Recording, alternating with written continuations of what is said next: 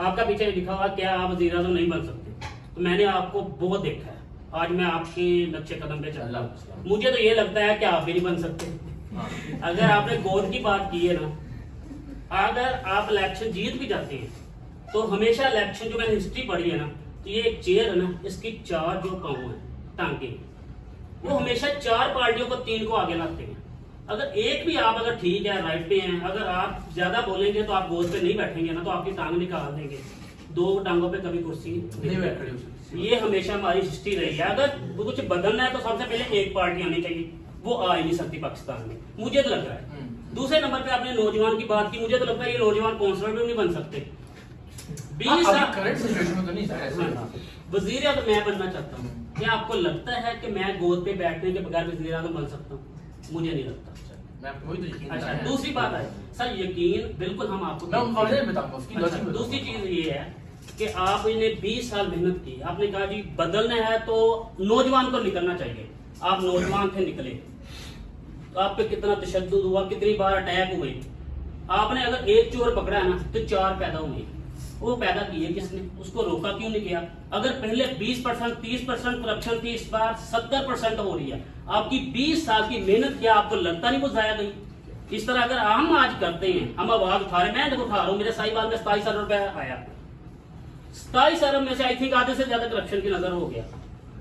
कोई इतनी आवाज उठाई, धमकियां सुनी है, मुझे भी पैगाम आया तुम्हारी टांगे तोड़ देंगे, मैंने कहा तोड़ दो भाई, यही चीज है। लेकिन वो सारे मामला जो आपको लगता है कि जो आप नहीं कर पाए, इतने पावरफुल, आपके पीछे एक चैनल था, एक पे थी, हम ये नौजवान गरीब जिनको कह रहे हैं, तो आजकल जो मामला था ना, लेकिन दाल रोटी पूरी हो गई तो फिर ही सियासत में आए ना, तो वो कैसे होगा? आपको तो अच्छी खासी पे भी मिलती थी, चैनल की सपोर्ट की थी, इनको सपोर्ट कौन करेगा?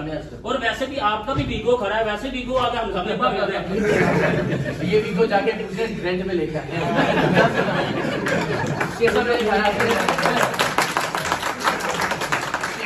आते रहते हैं, पता मेरे पास गाड़ियों का अलग ऐलान बता चुका हूँ। ये चुके एक मेरी बेगम भी तो 3 है ना, एक बेगम बेचारी वो उनके घर में भाई की शादी थी, तो एक गाड़ी वो लेके गई थी, एक बच्चों को स्कूल लाने ले जाने के लिए घर पे जरूरत थी, और एक भाई की गाड़ी है। तो फिर मुझे मैंने इससे रात को कहा, मैंने कहा बता देंगे, तो वो इन्होंने कहा ये करोला मिल रही है 6,000 में और एक 10,000 में वीगो मिल रही है। और मैंने कहा यार वीगो ले लेते हैं, तो वीगो कर लो।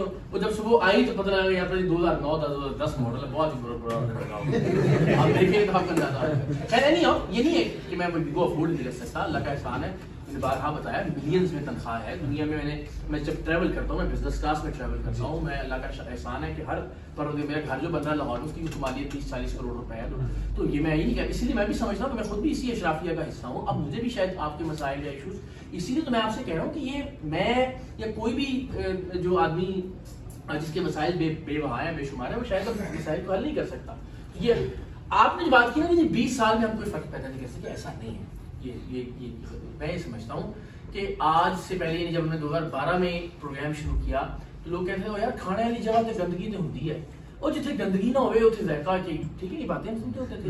लोग ये कहते थे कि मुझे घोड़ों का वो फुजला है ना, जिसको हवा में उड़ के जब जलता है ना जी, वो यार जब वो लाहौर में चलते होते थे ताकि जमाने में, उसका टेस्ट होता है। तो ये नॉर्मल बात थी हमारे लिए। सरेआम ने आपको बताया कि बेकरी में मक्खियां नहीं होती।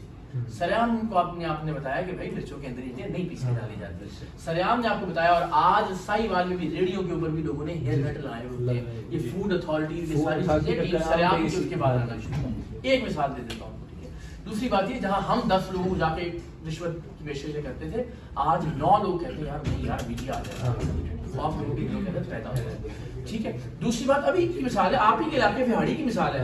4 हफ्ते पहले वहां से हमने एक बंदे को पकड़ा जिसने जो बच्चियों को, लड़कियों को रेप करता था, फिर उसको उनकी वीडियोस बनाता था, फिर कहता था और लड़कियां लाओगी तो ये वीडियोस तुम्हें दूंगा।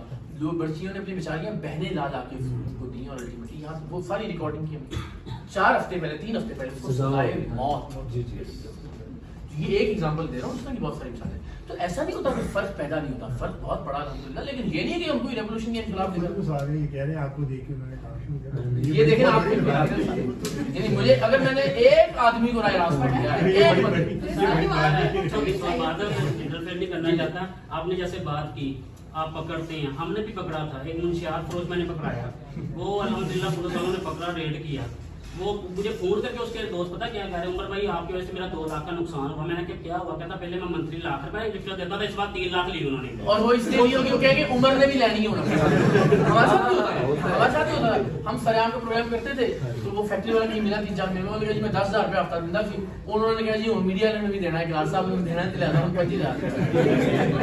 ये बात ठीक है। देखिए मैं ये नहीं कह रहा कि कोई रेवोल्यूशन आ गया या इनकलाब आ गया या आ जाएगा। एक आदमी जो फर्क पैदा कर सकता था वो फर्क उसने पैदा करने की कोशिश की। और मैं सलाम में तो ये हमेशा कहता था कि यार जाहिर है मैं कोई इनकलाब करना दावेदारों में लाऊंगा, लेकिन मैं ये जरूर कहूंगा अल्लाह की बारगाह में जब मैं जाऊंगा, सबने जाना हमने कि परवरदिगार तू जानता है, तूने मुझे जितनी ताकत दी थी, जितनी मेरी औकात थी, मैंने उससे ज्यादा करने की कोशिश की। तो कोशिश आपके और मेरे हाथ में है।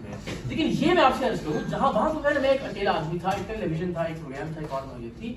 यहाँ जो आप कह रहे हैं ना कि ये काउंसलर होगा, मैं आपको ये यकीन दिलाता हूँ कि अगले 6 महीने में, अगले 1 साल में इस एक नौजवान के साथ पाकिस्तान के करोड़ों नौजवान खड़े होंगे। मैं आपको ये यकीन दिलाता हूँ कि वो जो हम सिस्टम बना रहे हैं, इसको पता होगा कि मेरी गली में मेरे साथ 4,000 लोग रजिस्टर्ड है इस तहरीक के अंदर, बाकी के नौजवान के लिए। तो अगेन अगर हम अभी से मायूस होना शुरू हो जाएंगे, और मैं ये भी नहीं कह रहा कि जो उन्होंने बातें की वो सारी गलत है। यानी ऐसा होगा कि आप आज रात सोएंगे और आपने सोचा चले जी अब हम नई पार्टी बनाते हैं और सुबह उठेंगे तो आप वज़ीर आज़म बन जाएंगे। नहीं होगा ऐसा।